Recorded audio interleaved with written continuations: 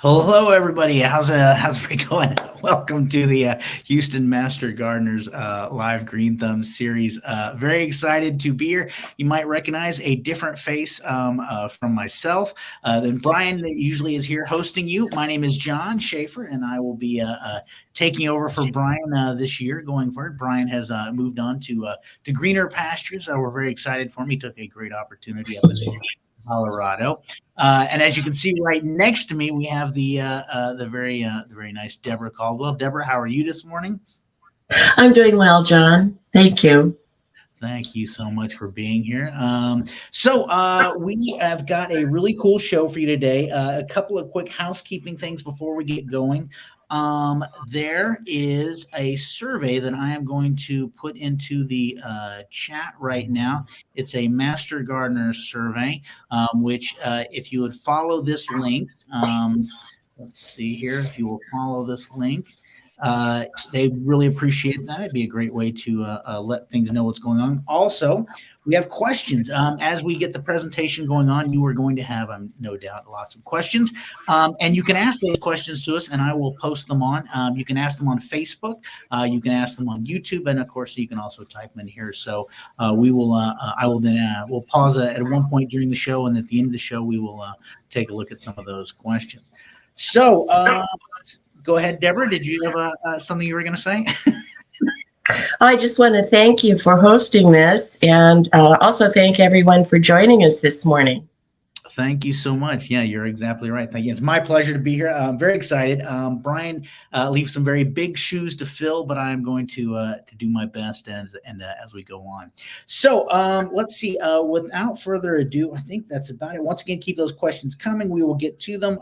You'll also see some links referenced throughout the presentation that I'll be putting in the chat section or the comments section. And please feel free to take a look at those or copy those into your notes section so you can visit those later on. And with that, Deborah, why don't we go ahead and get this show started? Well, as you can see, our topic for today is the soil and the soil food web.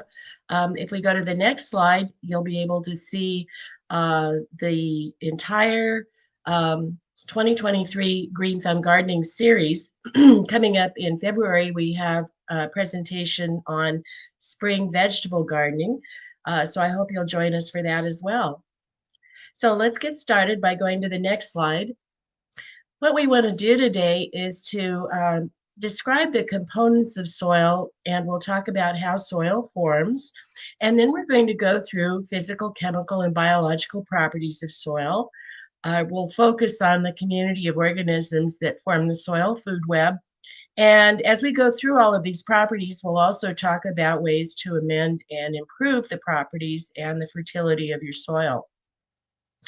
So next slide, please. We need to start by answering the fundamental question, what is soil? It's actually a dynamic living ecosystem. About 45% of soil is made up of disintegrated rock, but that's only a small portion of it, because in addition, about 25% is water, 25% is air, and that leaves us anywhere from about 0.5% up to about 5%, which is organic matter.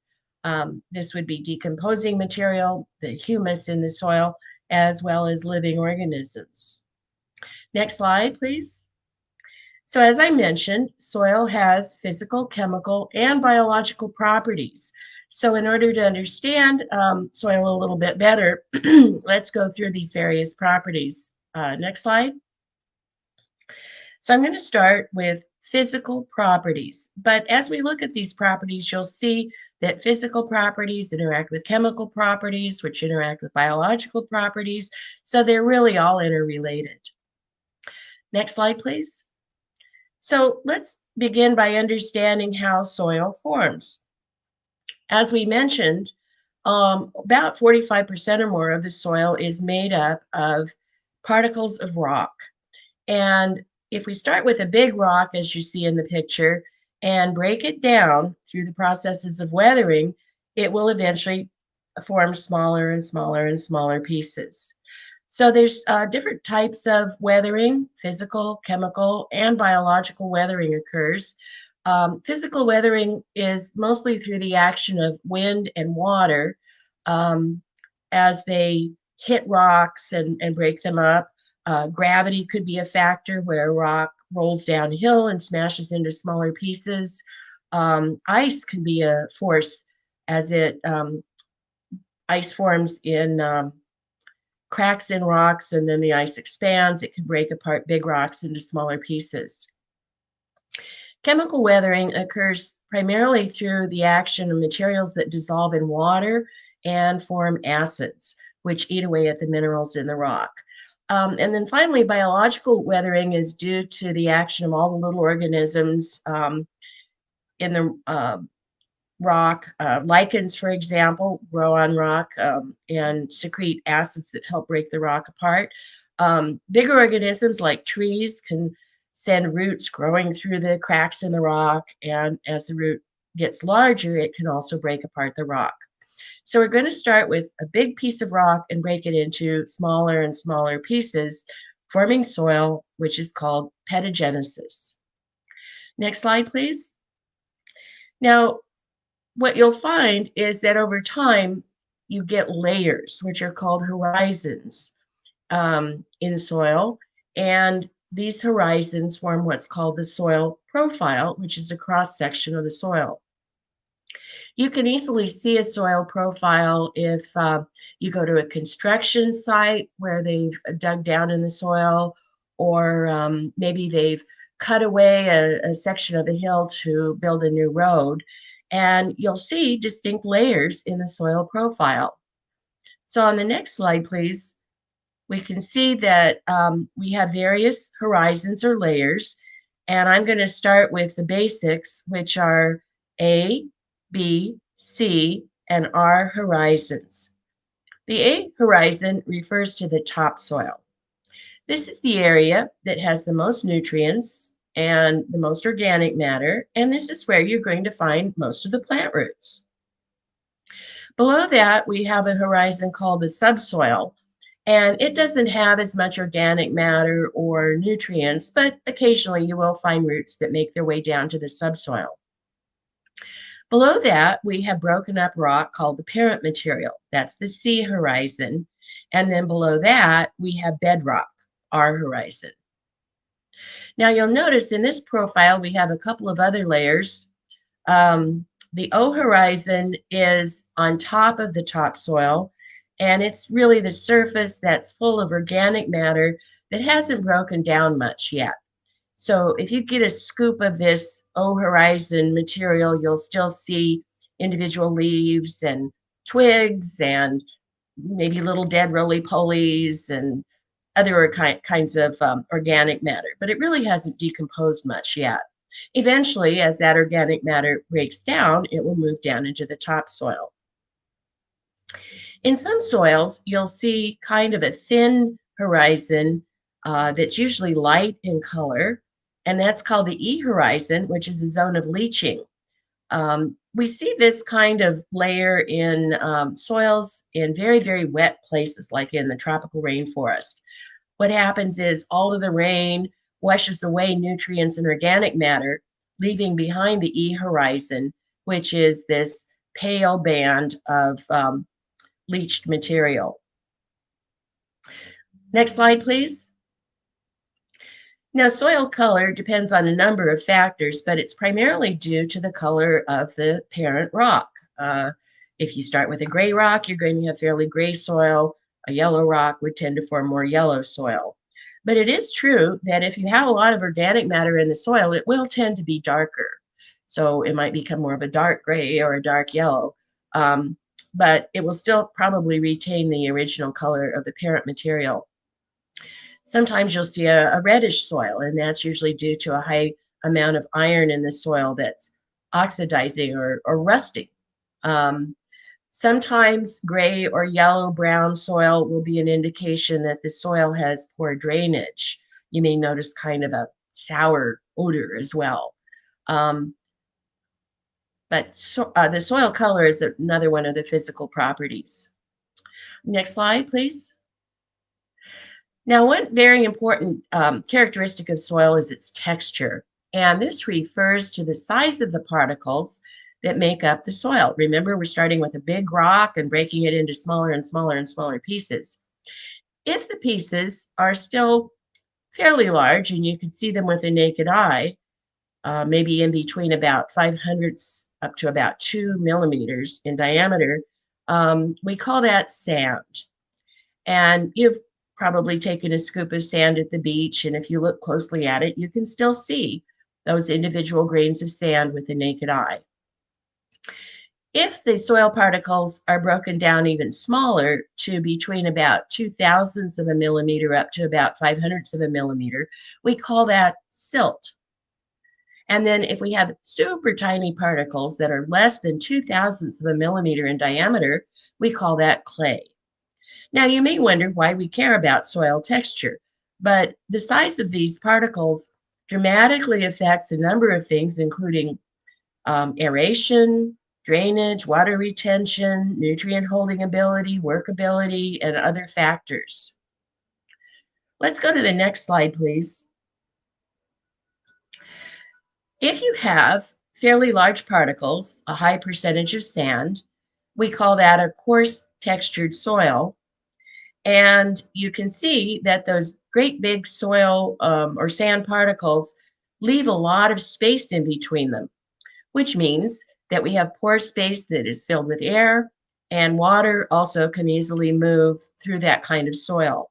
So a coarse textured soil is going to have good drainage, but the downside of that is it probably won't retain water very well. And nutrients do tend to leach out pretty quickly. Let's go to the next slide, please, and look at the opposite situation, which is a fine textured soil. So in that case, we'd have a high percentage of clay, all those tiny, tiny, tiny little particles packed together very tightly, and they don't leave airspace or space for water to move through. So as a result, clay soil tends to have very, very poor drainage, and you might see a lot of ponding, and it holds on to water really too well. It doesn't have room for much air either. The one good thing about clay soil is that it does hold on to nutrients. Now, I'm probably preaching to the choir, but many of us do have clay soil, so you know firsthand that it's like a rock when it's dry, but when it gets wet, it becomes very sticky and heavy and difficult to work with.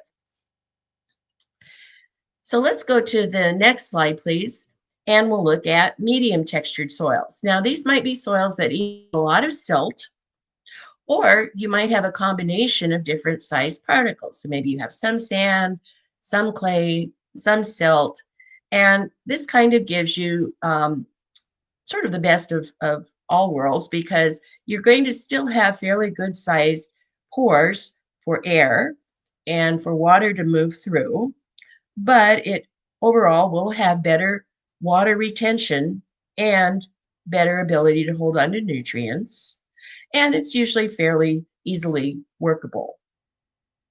So let's go to the next slide, please.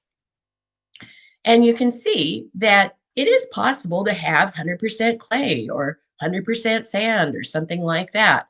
But most soils are a combination of different sized particles. Loam is the ideal texture because it's about 40% sand, 40% silt, and 20% clay.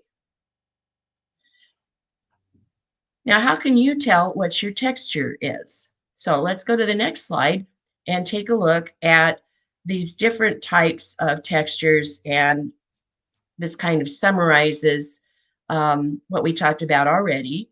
You can see sand, for example, tends to have good drainage, but poor water holding ability, and so on. What can you do if you have a less than ideal soil texture? Most of us aren't blessed with loam.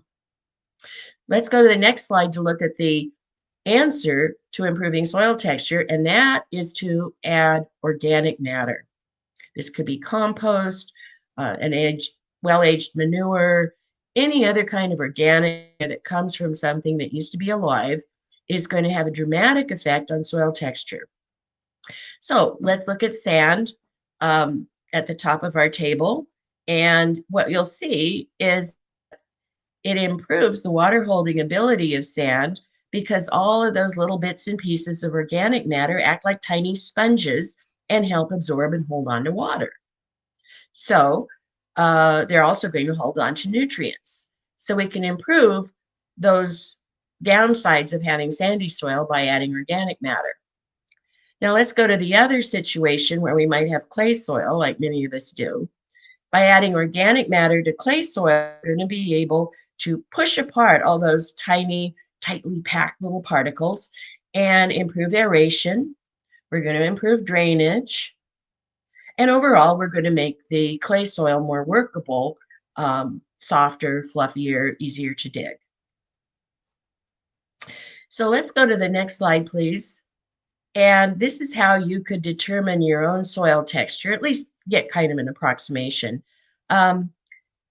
You could do the jar test where you take a quart jar and fill it about 1/3 full with a sample of your soil. Then fill the rest of the jar with water, shake it up, and then put it down and let everything settle. You're going to find that those big particles of sand tend to settle out fairly quickly in just a couple of minutes. They'll go to the bottom of the jar. Silt usually takes a couple of hours to settle. And then those clay particles often remain in suspension for quite some time, but maybe within 24 hours or even more, the clay particles also will settle and you'll see distinct layers in the bottom of the jar. Next slide, please. Now, knowing approximately the percentages of each layer, we can determine the soil texture using our soil triangle diagram. So in this case, it looks like we have 20% clay, 30% silt, and 50% sand. So if I go to 20% clay and draw a line, you can see the orange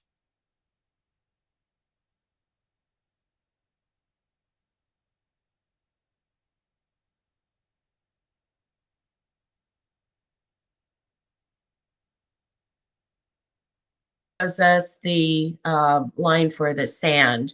And that spot where I have the star is the area where all three lines intersect. And that tells us that we have kind of a sandy loam soil. It's pretty close to loam. It's actually quite a nice combination of particles and would have good characteristics.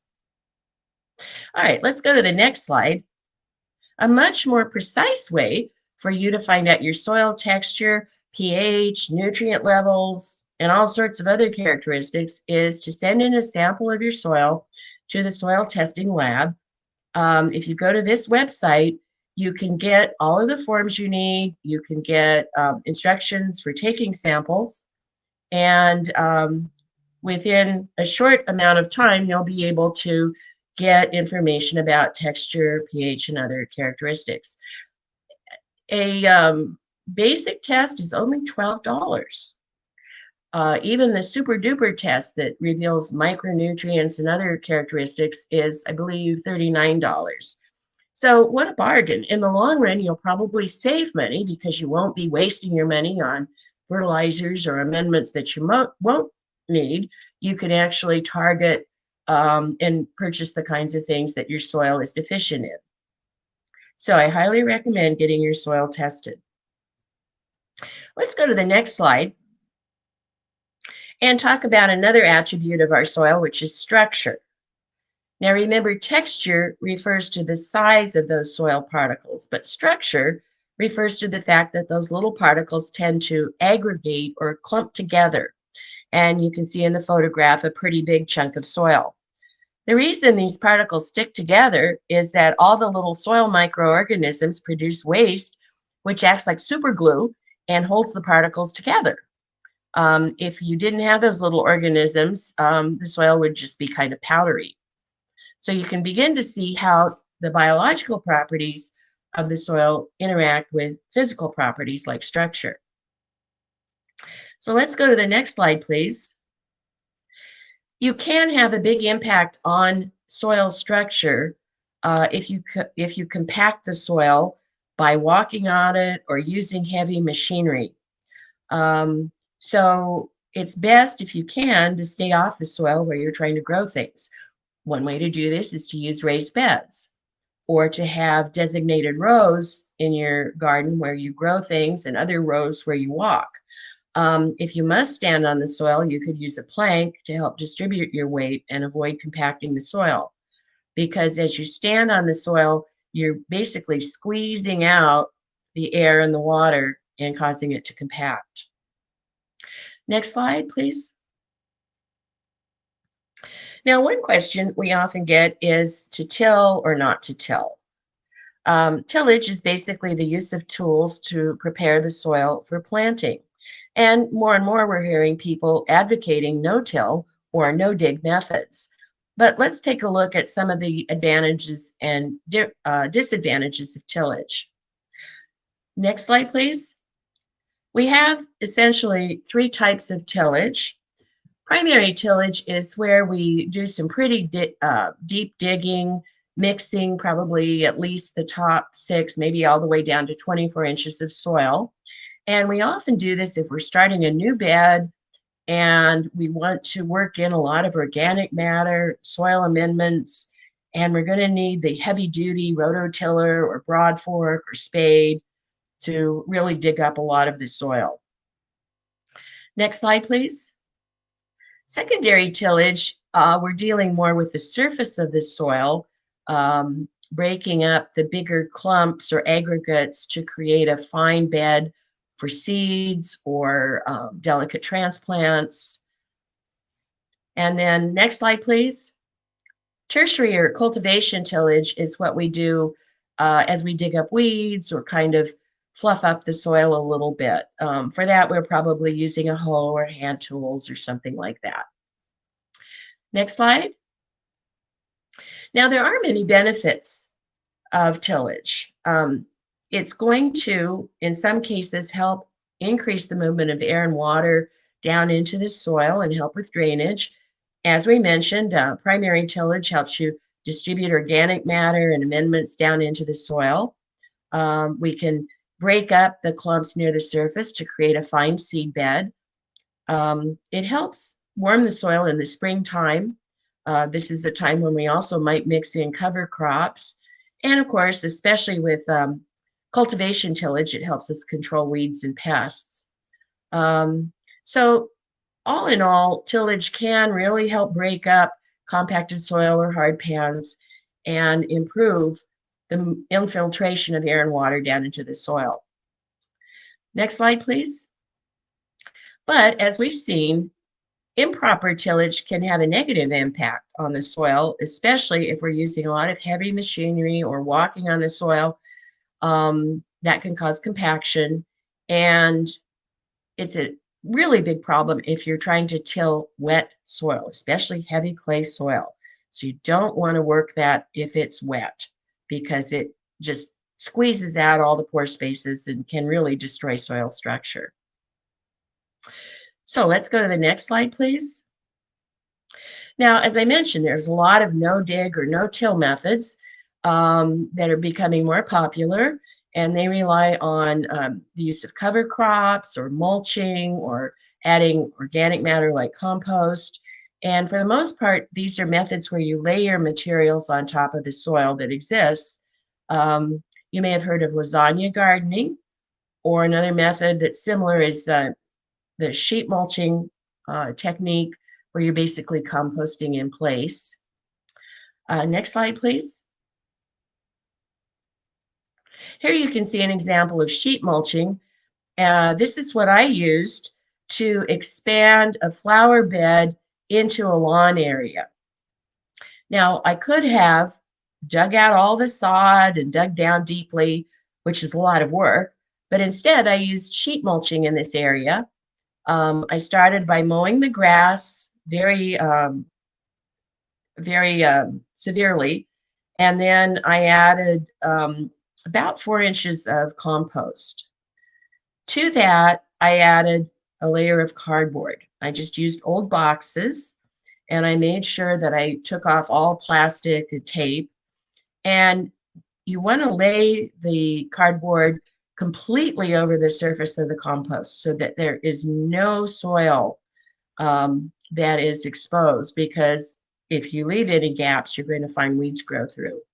So you want to overlap your cardboard, make sure it's a continuous layer, and then wet it, get it nice and soggy. And then I added more compost and a layer of wood chips, quite a thick layer. In fact, I think it was about 6 inches in total. And then I actually was able to plant flowers. I put in some transplants almost immediately. Over time, the cardboard breaks down and the organic matter breaks down, and you have a nice layer of topsoil to grow in. So this is a pretty easy no-till method. So let's go to the next slide, please. And before we move on, let's see if we have any questions. Yes. Hello. This is very good. I'm loving this. We do have some questions. Real quick, Deborah Wheeler was asking. We have black gumbo clay in Central East Harris County. What is the soil web for that? And what is black gumbo clay? Well, it's what most of us have, unfortunately. It's a very heavy clay soil with all the properties that we talked about. Doesn't drain, stays soggy and cold. It doesn't have good aeration. So you could, as we mentioned, add organic matter to try to improve that. We are going to talk more about the soil web in a few minutes, so maybe I can answer that part of the question a little later. Okay. Also, we put a couple of links in the chat about when you're talking about getting the soil tested, and you mentioned a couple of prices like $12 and $39. I was curious, what is the turnaround time on something like that? Like, is that something you need to, plan ahead for, say the next year, or do you know roughly how long that's taking them to get that done? It can take up to a few weeks, especially if a lot of people take advantage of the soil testing lab. I don't have an exact time. I think it would depend to some extent on the time of the year, but the sooner you get your sample in, the sooner you'll get your results. So that was actually quicker than I thought it would be. I thought you were going to say a few months. So a couple of weeks. No. Yeah. They try to turn around as soon as they can. And I have a question. What now? Worms. Is there any way? What if you put the worms on the black clay? Will they just not go there? I mean, can you not just let the worms do the work? Is that too? Am I too simple? Well, again, when we talk about the soil food web, you're going to see that you have to feed them.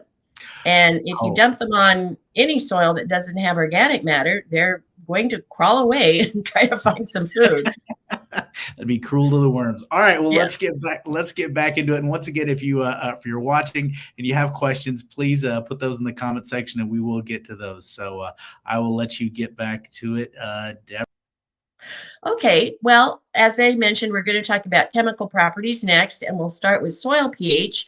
The pH scale measures how acidic or basic a substance is, or you might hear the word alkaline as well. The scale runs from 0 to 14. 7, right in the middle, is neutral, and something like pure water is neutral. Anything below 7 is acidic, and anything above 7 is basic or alkaline. So let's go to the next slide to see why we care about soil pH. The reason is that pH affects the solubility of nutrients, which in turn affects their availability to our plants. Now, you'll find that most soils range anywhere from about 4 to 8 in pH. Most plants prefer a slightly acidic soil of around 6.5. And you can see in the chart there that it's because around 6.5 up to around 7.5, you have maximum availability of the nutrients like calcium, sulfur, and so on. Iron is more available in acidic soils. Sometimes you'll hear that plants like blueberries or azaleas prefer acidic soil. Really, they're heavy iron feeders, so they're going to be able to get the most iron if the soil is more acidic. So one thing that you would want to test for is your soil pH. Now, can you change soil pH? Not very easily.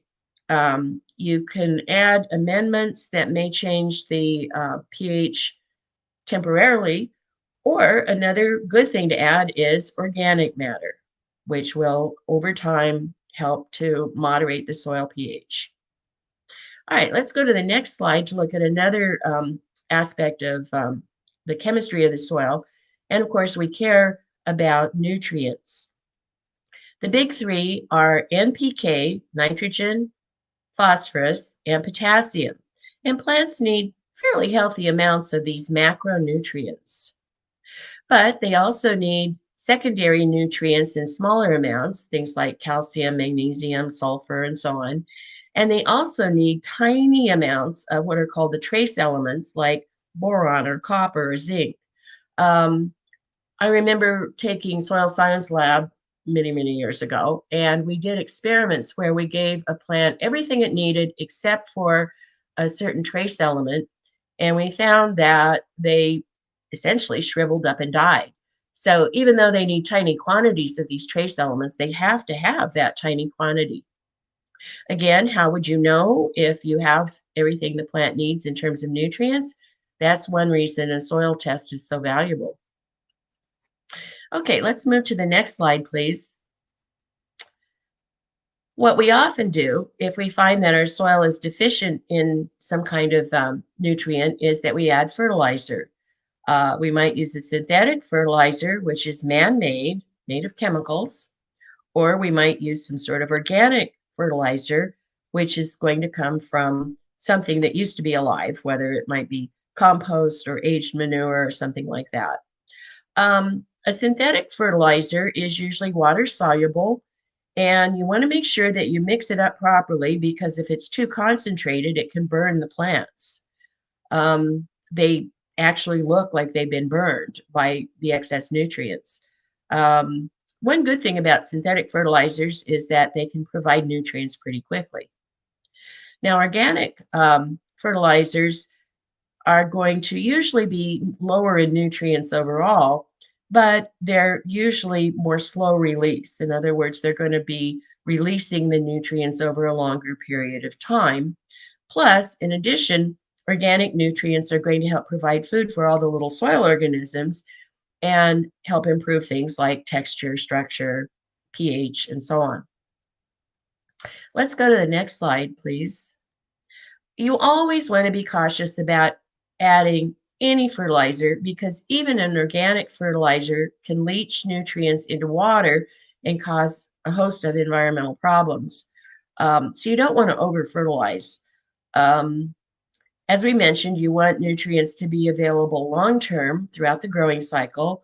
And as I mentioned also, it's always a good idea, no matter what kind of fertilizer you use, even if it's a synthetic fertilizer, add it with organic matter to help feed the organisms in the soil and provide nutrients long-term and improve some of the physical properties as well.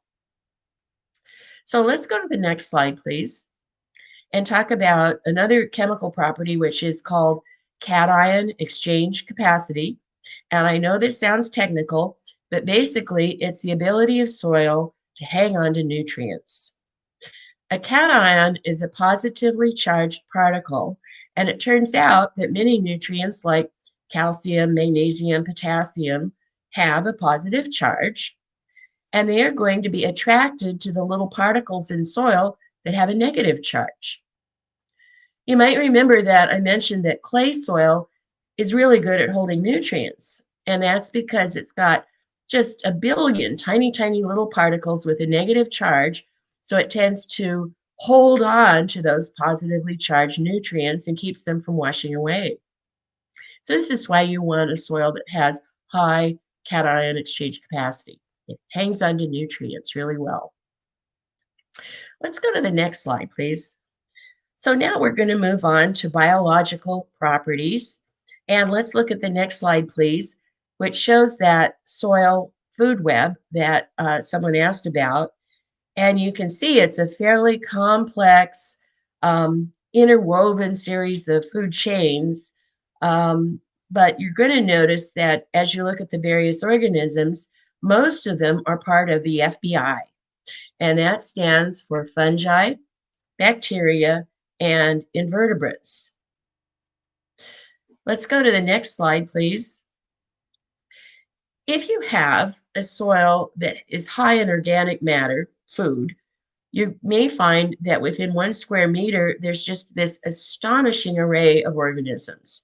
You might have a vertebrate like a mole or something, tons and tons of invertebrates ranging from snails and slugs to various kinds of worms, insects, mites, spiders. There's little animals called rotifers. And then we get down to the unicellular organisms like the protists, fungi, and bacteria. And you can have 10 trillion bacteria in a square meter of soil. So you may have heard the phrase, feed the soil, not the plant, because what you're really doing is you're feeding this huge community of soil organisms that in turn are going to take care of your plants. And what you'll find is that as you add more organic matter in the soil, it creates a greater diversity, many, many more species, as well as simply more organisms or a greater biomass in the soil community. Let's go to the next slide, please, and take a look at some of these different soil organisms. Some that you might find are mycorrhizal fungi. These are a type of fungus that forms a symbiotic relationship with the plant roots. It's a mutualistic relationship, meaning that both the plant and the fungi benefit. In the diagram, you can see a couple of different types. Some are called ectomycorrhizae or endomycorrhizae, but it's the same idea in both cases. The fungi is made of all these little thread-like extensions that either grow into the root or surround the root, and they also grow out into the soil. So they're able to absorb nutrients and water and bring them into the plant root. In return, the plant feeds them sugar to keep them alive. But these mycorrhizal fungi are able to absorb far, far more water and minerals than the plant root could get just on its own. Next slide, please. In addition, you'll also see a number of other fungi in the soil community. Many are major decomposers. If you get a sample of soil, like in the photograph, you may see what look kind of like spider webs in the soil. And these are, again, are all the little extensions of the fungi that are busy decomposing the organic matter and making the nutrients available to your plants. Fungi are especially good at breaking down wood. So if you have any wood chips, bark, things like that, fungi will work on those materials and help break them down. And these extensions of the fungi also help bind the particles together to form clumps. I see a question about does this fungus appear white? These little extensions often are white in color, or maybe kind of a light gray or tan, which is why they sort of look similar to spider webs. Okay, next slide, please. We mentioned that in a square meter of soil, you might have 10 trillion bacteria, and they're doing a number of different jobs, including decomposing material, converting energy in the soil organic matter, and many of them also are major recyclers of nutrients. I have a diagram showing the nitrogen cycle, and you can see throughout the nitrogen cycle, there's several different types of bacteria doing different jobs, like fixing the nitrogen, helping convert it into nitrates. Some even break down nitrates and return it back to the atmosphere, and so on. So within the soil, we have many, many different types of recycling bacteria as well. Let's go to the next slide, please. Now, what you'll see is that plants do their best to take care of the soil organisms, and roots produce kind of a sugary exudate, a substance that helps to feed the beneficial bacteria and fungi. And that helps keep them alive and helps them outcompete harmful bacteria that might also be in the soil. It keeps the bacteria, which may be full of nutrients, um, near the plant root zone so that nutrients are not going to wash away. They're going to be near the root. And as we've seen, this bacterial waste also helps to clump or aggregate the small particles in the soil and improve soil structure. Next slide, please. We also mentioned the invertebrates that are part of the FBI. This might be all sorts of different kinds of worms, earthworms, roundworms.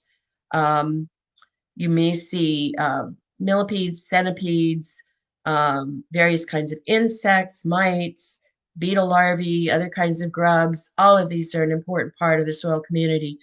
Now, since these animals tend to be bigger, they tend to work on larger chunks of organic matter.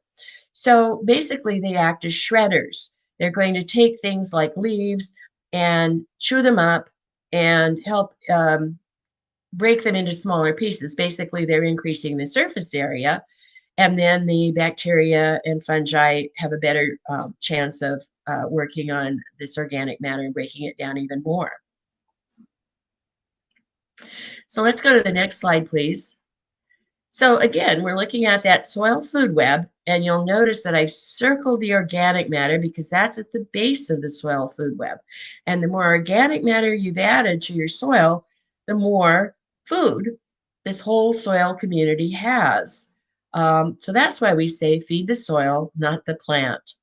And as we've seen, you're going to be able to improve physical and chemical properties in addition to helping to feed these organisms. Let's go to the next slide, please. How can you add organic matter? Well, the quick answer is to make compost. Now, this is a big subject, and we have already a couple of Green Thumb lectures on composting specifically. If you go to YouTube, you should be able to find them. So I'm going to go through making compost very quickly. Basically, what you need is air and water, and you need browns and greens. The browns refer to materials that are going to provide carbon, such as dry leaves, straw, maybe small amounts of shredded paper, rice hulls, dry grass. And then the greens are going to provide nitrogen, and those would be things like food waste, like the old lettuce you find in the back of your fridge, or fresh grass clippings, or other kinds of green waste from your yard. Now, what I normally do is I start by layering. So I'll have a layer of browns, and then I add a layer of soil, which provides the microorganisms that are going to start breaking this down. A little bit of greens, more soil, browns, greens, more soil. So it might start out layered, and then I will mix it all up so everything's in contact with each other. You want your compost pile to be about like a wet sponge. You don't want it too soggy, so it's usually a good idea to cover it. But you may need to add water periodically if the compost starts to dry out. And then you want to turn it periodically to add air, because all those little microorganisms need air. So let's go to the next slide, please. Now, why make compost? Well, you're going to help provide food for all of those little microorganisms in the soil. And in return, they're going to break down the organic matter and provide nutrients and minerals to your plants.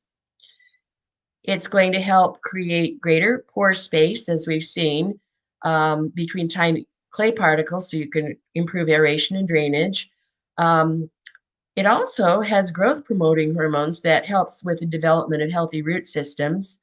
As we mentioned, it helps to change the soil pH to some extent by buffering against extremes. And overall, you're helping to reduce the waste that goes into landfills. Now, you want your compost pile to be fairly large. A cubic yard or cubic meter would be about the minimum, because it will actually heat up as all those little soil microorganisms start eating and breaking down the organic matter. you will actually get heat in the compost pile. You can see steam coming off of this big compost pile. Initially, it might heat up to about 165 degrees or so, and then usually they settle down around 130 or 35 degrees. A good hot compost pile will help to kill spores and weed seeds, and usually will provide a pretty good medium for growth. So that's a good reason to compost. You're affecting all properties, biological, physical, and chemical properties of your soil. So let's go to the next slide, please. In addition to the benefits for your own garden, you're actually going to save the planet, because studies have shown that adding more organic matter to the soil helps to store carbon. And the Food and Agriculture Organization of the UN estimates that we could reduce about 10% of man-made emissions of carbon dioxide in the air by increasing organic matter in the soil. So we could have a big impact on climate change. Next slide, please. In addition to adding organic matter to the soil, we also recommend that you cover your soil with some sort of mulch. Mulch is basically any material that is spread over the surface of the soil. You can see me at the end of a very, very large pile of wood chips that I used as mulch. And there are many advantages of covering the soil. In addition to preventing the growth of weeds and moderating soil temperature and keeping the soil moist, you also are helping to add organic matter to the soil, because over time, an organic mulch will break down. It helps prevent compaction of the soil and can reduce erosion as well. Let's go to the next slide, and we can take a look at some of the different types of mulch in this table. And you'll notice that the first 5 that I've listed are organic, coming from something that was alive. And overall, the organic mulches are relatively inexpensive or even free, because you may be getting plenty of leaves in your own yard, or you might have bark or wood chips. Pine straw is another great kind of organic mulch. Some of them have cons, but overall, these are great kinds of mulch to use. What you're essentially doing with an organic mulch is that you're replicating the O horizon that sits on top of the topsoil. The bottom 3 types of mulch are inorganic. Stone and pebbles, landscape fabric, or plastic are the types of mulch that sometimes are used, but they do have problems. Especially in our climate, using stones or pebbles can be problematic because they often reflect a lot of light and heat. Landscape fabric wears out over time and essentially becomes part of the soil. And then plastic, of course, really is problematic because it can inhibit both air and water movement and promote rot of your plants. So we do recommend mulch, but organic mulch is really the way to go. Okay, so let's go to the next slide, please, and see if we have any more questions. Yes, as a matter of fact, we do have a couple things real quick. I just want to put another link in the comments section about the Natural Resources Conservation Service. I'll put that a great link in there. Well, first off, a thanks to Robin Kendrick Yates has been posting some really good links into our into the chat section all about from the AgriLife. So thank you for that. Couple things. So one, you're just talking about pine needles as thinking we have so many in our yard. What do you, is there a certain time when you should put those on, or is it like, can you store those? Because obviously we'll get them all at once. And is there a good way to store pine needles, or just as soon as they come down, rake them to where you need them? Yeah, I just use them as is. You don't want to have a super thick layer. So if you have just an incredible amount of pine needles, then you might want to spread them around or remove some of them. But being a fairly lazy gardener, I just leave them in place and let them do their job. See, that's what I've been trying to tell. As a kid growing up, I tried to tell my parents that, with the pine needles, if they were meant to go, they wouldn't have fallen down. So, but I sadly always had to rake them. Other question. So if you have we lost a pine tree this year, and so we had it removed, and we have a very large stump. Now, obviously, there's we could different ways to go, but we don't want to go through the grinding and anything like that. Could you put like a compost on top of that, and would that help, or would you recommend using the lasagna or the layered soil over that to ultimately break down? Could the stump be the brown material as it decomposes? It's going to take a very, very long time for the stump to decompose, especially if it's a large stump. Something like a stump left over from a shrub might start to break down in a period of a few years, and then usually you can remove that. But for a big pine tree, it will take a very, very long time. You could cover it over with organic matter because that would provide the organisms that are going to help in the decomposition process. But again, you really probably, unless you put a pretty thick layer, you really couldn't grow much there for a long period of time. Well, thank you. It's not the news I wanted, but you know what? I've got other things to work on. So, Deborah, thank you so much for this presentation today. This was really good and amazing. I want to throw out a couple of quick things real quick before we wrap it up. Next month, we've got a really good show. This is going to be on February 21st. Of course, we meet the third Tuesday of the month. Next month is going to be spring vegetable gardening.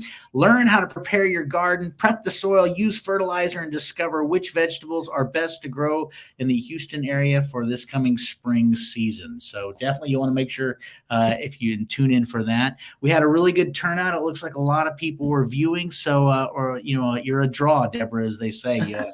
You put the you bring them in. So thank you so much. And also, obviously, you can always check out the Master Gardeners website.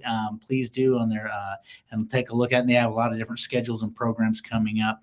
So with that, Deborah, thank you so very much for joining us, and everybody else for tuning in. So we will see you all very soon. Bye-bye. Thank you.